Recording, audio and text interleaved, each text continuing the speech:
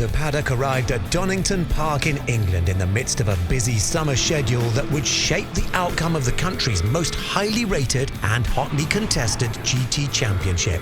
British GT is the ultimate Pro-Am championship for me in Europe. It's really well managed by SRO, and because of that it means it's very close. You'll see in qualifying 10 GT3s will be within a second. It's a 7-round championship.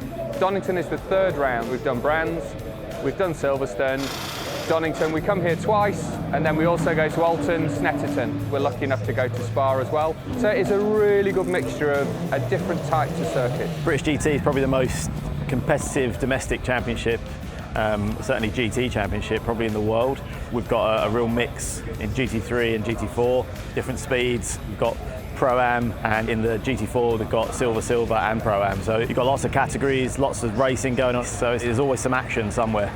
Reigning champions Barwell Lamborghini were among a GT3 field packed with McLaren, Mercedes, Porsche, Aston Martin and Bentley machinery, and with just 12 points covering the top 5 teams, it had all the makings of a classic weekend. The interesting thing with British GT is there's quite a variety of races. You know, some rounds we have 2 1-hour races, and most of the rounds are 1 2-hour race, and then Silverstone a couple of weeks ago it was a 3-hour race, so it makes it different weekend to weekend really. GT3 has been the platform for international sports cars for a long time now, but the cars are so good fun to drive. You know, we've got massive aerodynamics, they've got good power, and they've got all the aids to make it a little bit easier for the gentleman driver as well. Obviously, you're sharing the track at the same time with GT3 cars and GT4s, so as much as we've got to do a lot of thinking on track, the boys in the garage at the same time be there with their spreadsheets working out whether we can pit at the right times and not be undercut by them or overcut by them. Fresh from their switch to Porsche, consistency has been key to Team Abba Racing's success, and drivers Nick Jones and Scott Malvern were back at the scene of their maiden GT3 win.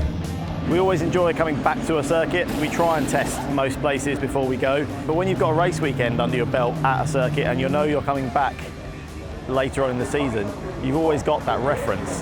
It's really interesting from a driver's point of view. Opportunities to pass. If you're going to make a little mistake, you're going to get punished. But it's so fast and flowing. You get a real flow to it. It's a lovely circuit to race, especially when it's nice and warm like today.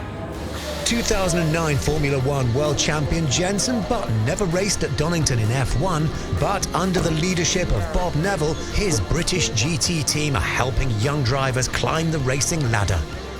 It's been great so far working with Team Rocket RJN, so much experience coming up through GT cars, and having Jenson as well, looking over the whole team. It's been really helpful to learn quite quickly with them and learn from their experience. The support from McLaren is just, yeah, they just give us so much support, you know, not just with driving, but away from the track, in the gyms as well, with weight training on the simulators. I haven't seen Jenson yet, that's the key yet. I think we will, probably been pretty busy at the moment, but yeah, soon, fingers crossed we get to see him.